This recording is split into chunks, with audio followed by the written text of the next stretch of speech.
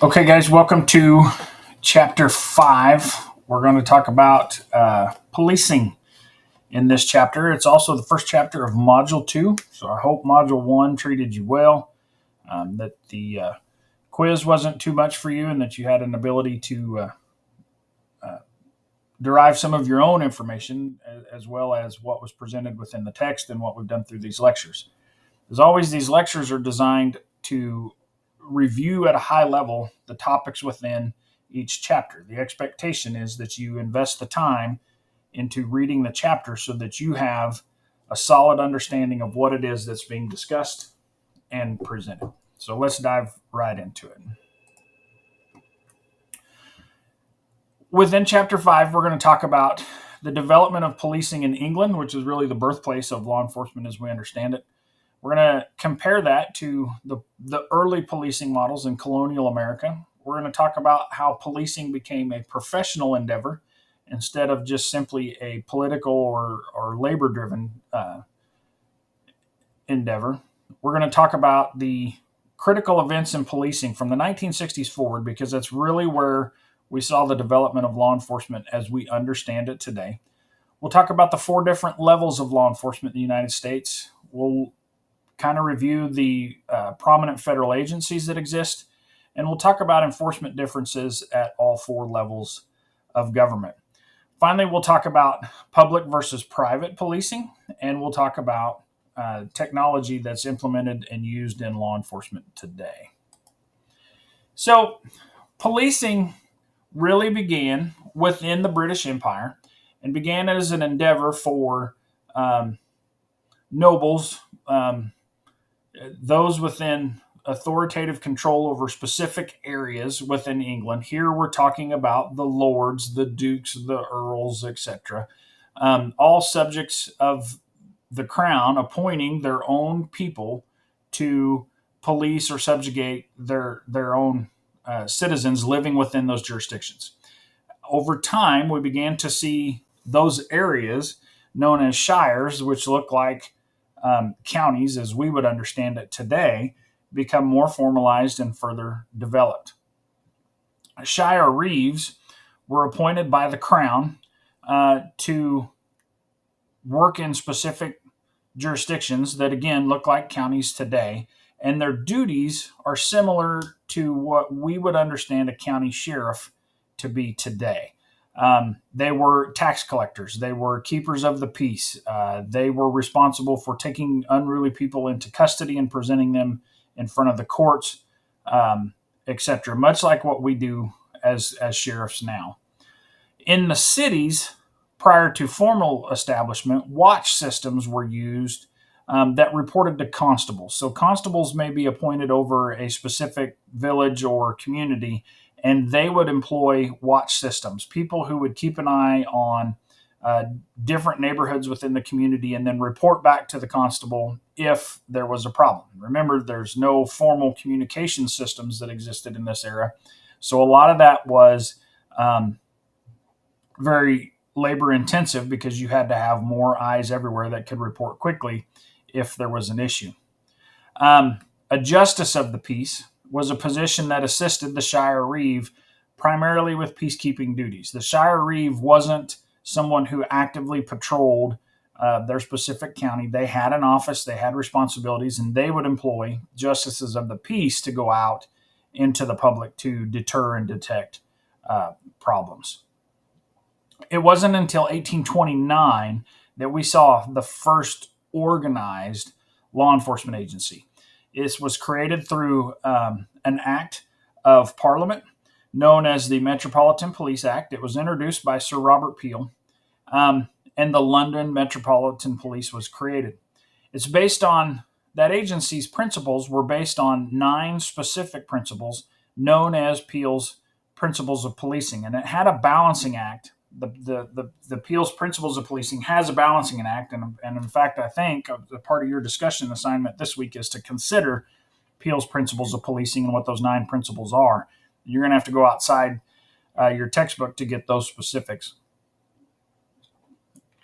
But those principles create a balancing act between what policing does and what the public is willing to to accept. Essentially, the argument is that the public is willing to be subjugated, but only so far, and understanding where that line is or where that balancing act is the responsibility of the police. Um, that's still in effect today. If you consider many of the policies and much of the legislation that's created for law enforcement to enact or to enforce, there's a balancing act that's required there um, to ensure that the public still accepts the systems that are put in place today. Law enforcement in early America looked much like the British model. Why? Because that's from where we came. The county sheriff was the first agency that was created. He was someone who was acceptable by the public, if not elected, appointed by other leaders to act much like a shire reeve now. They were a tax collector. They were a keeper of the peace. They managed the jail. Many problems. Oversaw elections was a big one for county sheriffs to ensure that elections were carried out correctly and above board. In cities, law enforcement was the responsibility of a town marshal who was usually hired by the mayor or the city council to keep the peace in town, but they were somewhat subjugated by the county sheriff, meaning they could enact some policies, but the sheriff didn't have to accept all of those policies, which made some of them unenforceable. In bigger cities, we saw night watchmen, the employment of night watchmen, people who were simply hired to patrol the streets of cities in a manner to deter crime. In New York, they were known as the Leatherheads. In the South, informal policing was primarily used as slave patrols. It's a part of our history we're not necessarily proud of, but it existed. And their job was to seek out, capture, and return escaped slaves.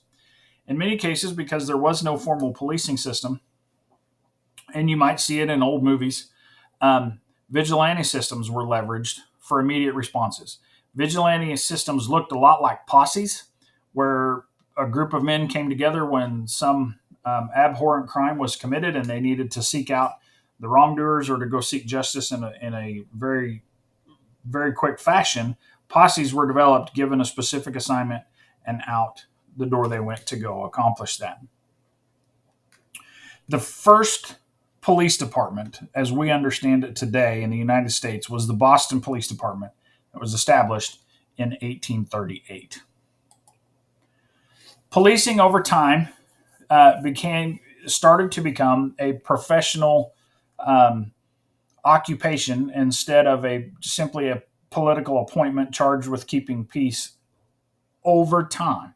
It took from 1893 until essentially the mid 1960s, and before we finally decided to say, yes, this is a professional engagement and we need to pay attention to what's occurring here. In 1893, the International Association of Chiefs of Police was created, and the goal of that group was to standardize law enforcement operations across the country, and then eventually worldwide, to look at detection practices, enforcement practices, peacekeeping practices to ensure that there was a standardized measure of doing it, and to keep from reinventing the wheel in large part, to look at how other law enforcement agencies do business might be a better way than what we may be doing it at home, etc. The first commission that was designed to really evaluate law enforcement performance and evaluation occurred in 1929, was known as the Wickersham Commission. And it was from that we began to see the birth of federal law enforcement agencies that had more specific practices. Okay, so agencies like the Secret Service and the U.S. Marshals existed for a long time, but they had specific missions that really didn't have much to do with crime deterrence. They had really quite a bit more to do with protecting the function of the federal government. Shortly after the Wickersham Commission is when we began to see the birth of agencies like the FBI and the monster that it's become. In the 1960s, the U.S. Supreme Court became very proactive in considering the manner in which law enforcement was conducted.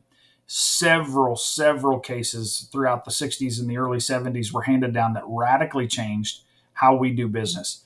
They related to reshaping policy and procedures, specifically use of force, and issues related to when we can interview or interrogate a suspect and how we do that. that regulated in severe fashion how we can conduct searches. So the guidelines related to when and how we need to obtain a search warrant really bore out of those cases in the 60s. Wiretapping was a predominant function that occurred at every level of government, and those Supreme Court cases in the 60s really relegated that back to the federal level and then highly restricts how that can be done. And then, of course, civil rights practices. So we have an obligation as law enforcement officers to ensure that we've protected citizens' rights at every step of the way. There was really no function that prevented law enforcement agencies from overstepping those bounds until after these cases came down in the 60s. Now, when a law enforcement officer oversteps, the ability to go after that officer for violating someone's civil rights exists. And there's an entire wing of the Justice Department that's dedicated to nothing but that.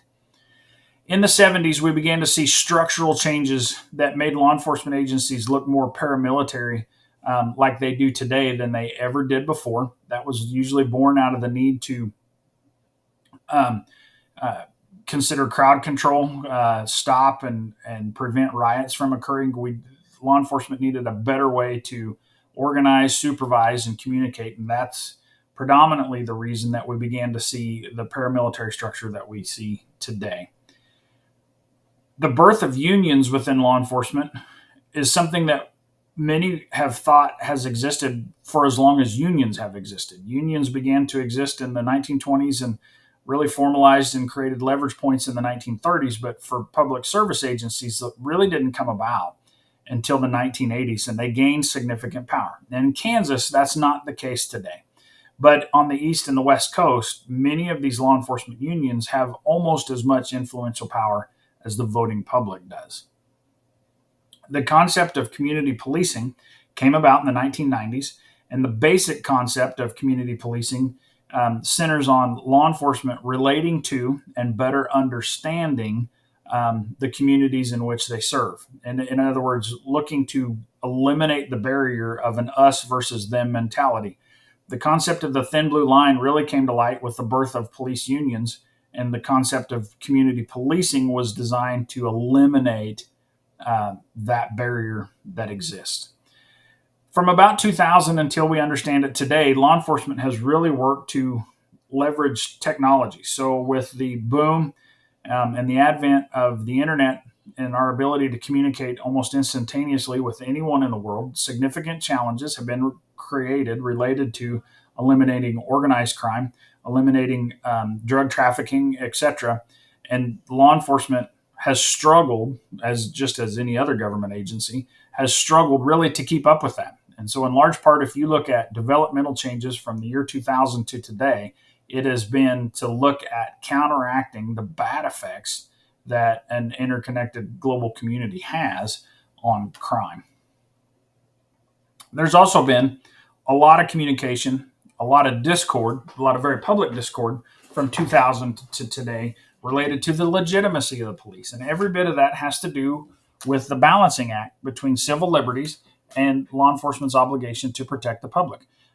This is something that can connect all the way back to Peel's principles of policing. So when you hear me talk about Peel's principles and we talk about public discord today related to legitimacy, that still applies. We can look at many changes that we need to make within our profession and tie it all the way back to 1829 with Sir Robert Peel's principles and still find that balancing act applicable today. In the United States, our law enforcement system exists at four levels. Of course, obviously the federal level.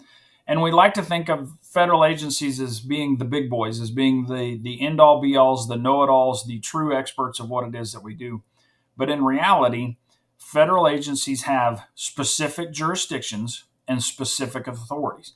The FBI can't simply walk into someone's home to investigate a state level or a city level crime. They don't have the authority to do that. They cannot work within the state system unless they've been invited in to assist with an investigation by a state or a local agency.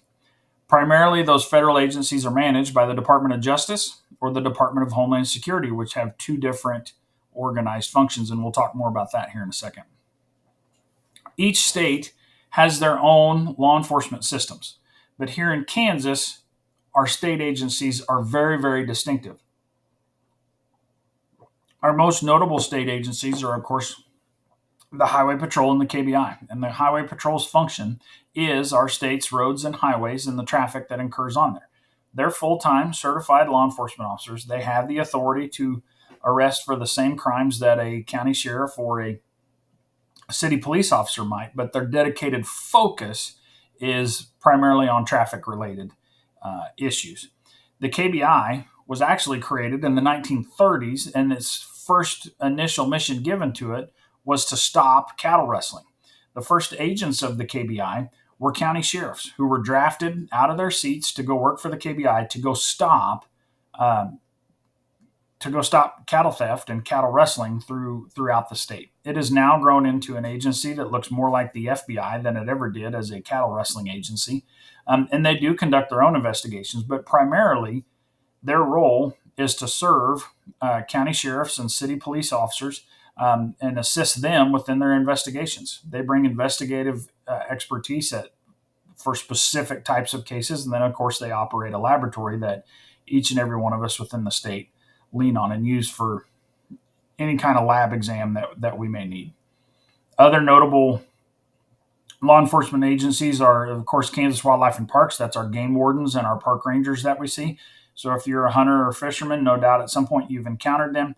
Their job is to mitigate poaching, manage licensing, and help ensure our wildlife systems are protected um, with to prevent excessive hunting and fishing, etc. They're also law enforcement officers. They can help local agencies, but again, they have a specific lane that they deal with. The fire marshal is another way. We have arson investigators pass throughout the state. So in communities where you have officers that have to become familiar with all types of crime but can't be experts at any, these guys can step in and help us in different types of arson investigations to help us determine a cause, help us determine accelerants used, and provide specific interviewing services that we may not be familiar with. There are several other state level agencies. The Department of Revenue has agents that deal with tax collection, gaming, etc. But these predominantly are our major ones here in Kansas. At the county level, law enforcement almost always exists through the sheriff. He's an elected person who's charged essentially as the chief law enforcement officer of the county. They're responsible for operating the jail.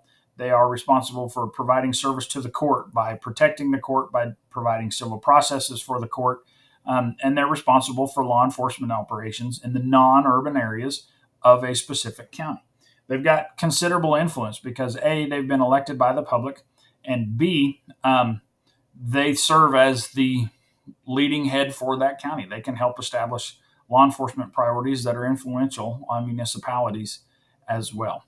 Locally, we're almost always talking about police departments that answer to a city council or to a mayor or a city marshal who may have lesser functions than a police department does. And in most cases, we see a city marshal operate in very tiny communities that just don't have the budget for a full police department.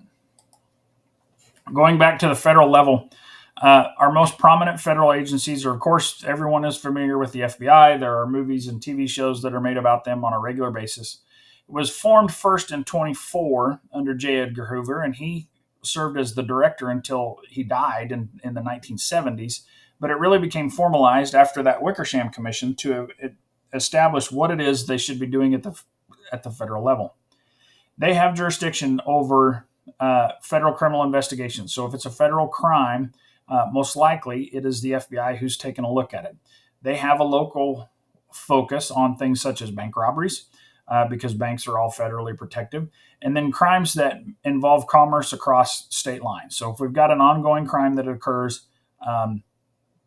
from one state to the next, they're typically the first phone call that is made for those.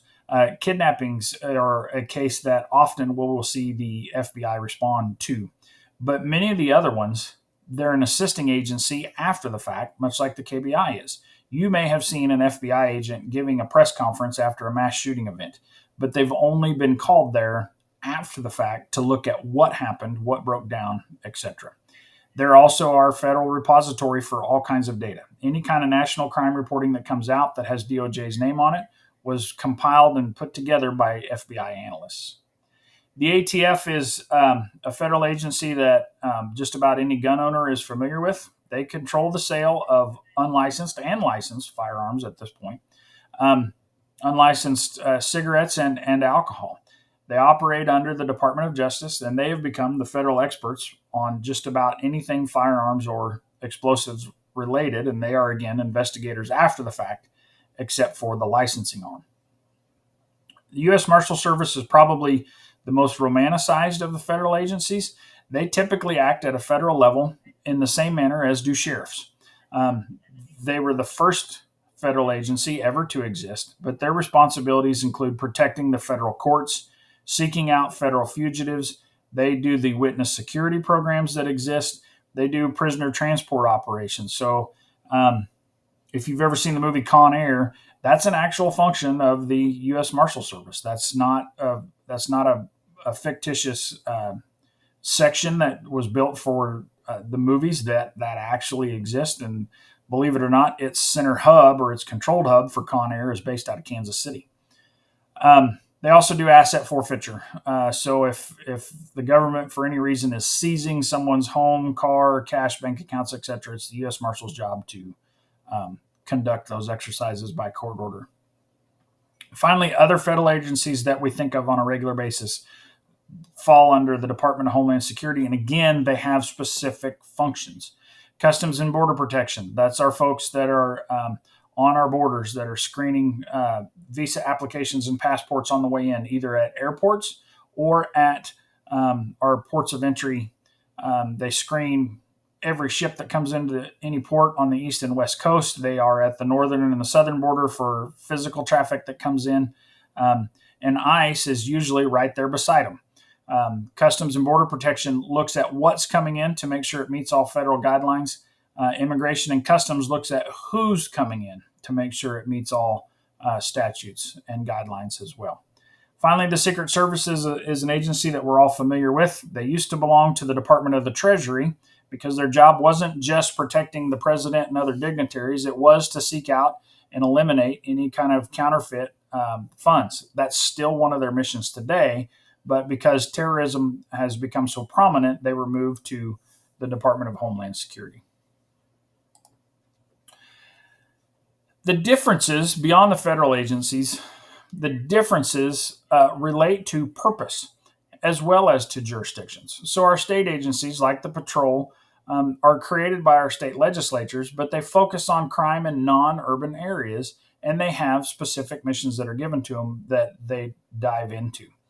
County law enforcement is almost always the sheriff. In fact, in Kansas, there's only one county that does not have a sheriff, and under the Constitution in Kansas, with the exception of that one county, every county has to have a sheriff, and they have to elect that sheriff. Local law enforcement is created by municipalities. In other words, a city can choose not to have a police department if they don't want to. They can leave it up to the sheriff to ensure that crime is deterred within that city if they should choose to do so. Municipal police departments are controlled either by the elected mayor or a city manager or a council. That chief of police is appointed on an annual basis, and their job is not to just keep the peace and enforce the law, but to develop policies and procedures based on the priorities of that elected city government. And then again, federal agencies that are created by U.S. Congress all have a specific mission. They may not be isolated by geography, but they are restricted based upon their purpose. Private law enforcement is something that a lot of folks don't give a lot of time to. But specific differences there is public policing, police departments, sheriff's offices, state police agencies. They're all funded publicly through property taxes and income taxes, and they're controlled by governing bodies. Private policing has become a multi-million-dollar industry, and their focus is on prevention rather than reaction. They do provide some services for government agencies. There are private police agencies that are contracted to protect government property or government organizations, etc.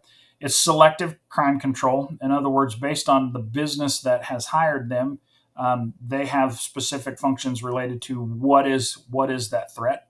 And again, they focus on the protection of assets versus the protection of people and the deterrence of crime. So, in other words, prevention is their specific goal instead of detection and arrest. And probably the most notable private agencies that we see out there are the railroad police. Just about every major railroad company in existence today has their own internal police departments that have been granted the authority to protect um, all of their assets. So we're not talking about simply protecting the locomotives in their cars, but the cargo that's inside it and the property that these railroad companies own, including the rail lines and the right of ways alongside those rail lines. The last section within this chapter deals with technology. And again, I had mentioned before that from 2000 to now, the balancing act there is to manage police legitimacy, but also to keep up with changing trends related to technology. When used appropriately, technology becomes a force multiplier for law enforcement agencies that help us with criminal identification, locating criminals, data mining for specific conversations that may serve as threats. And we leverage intensively, even in small agencies like mine, we leverage very intensively um, technology such as thermal imaging that help us with location, digital assets that help us with crime scene investigation and cut our crime scene processing time in half. Crime mapping in bigger jurisdictions to understand where to send officers. In other words, where are your most troubled areas based on the calls that are coming in. Biometrics has become huge, specifically with DNA collection and DNA profiling in order to help identify criminals and violent acts and to find suspects even in cold cases has become uh, pretty predominant today. There are a ton of sections within this chapter that we could really, really, really dive deep into, and that you could catch me chasing a rabbit hole very quickly. There are some of those that I get very excited about. In the 23 years that I've done this job, I've experienced quite a few of them, and I'd love to do that. However, this chapter is designed to introduce it to you at a high level, and so I'm going to force myself to stay there. So, please read the whole chapter. I look forward to your discussion post. Please make sure you've taken the time to log your attendance as well so we don't get in trouble in that regard. And I hope you have a good week.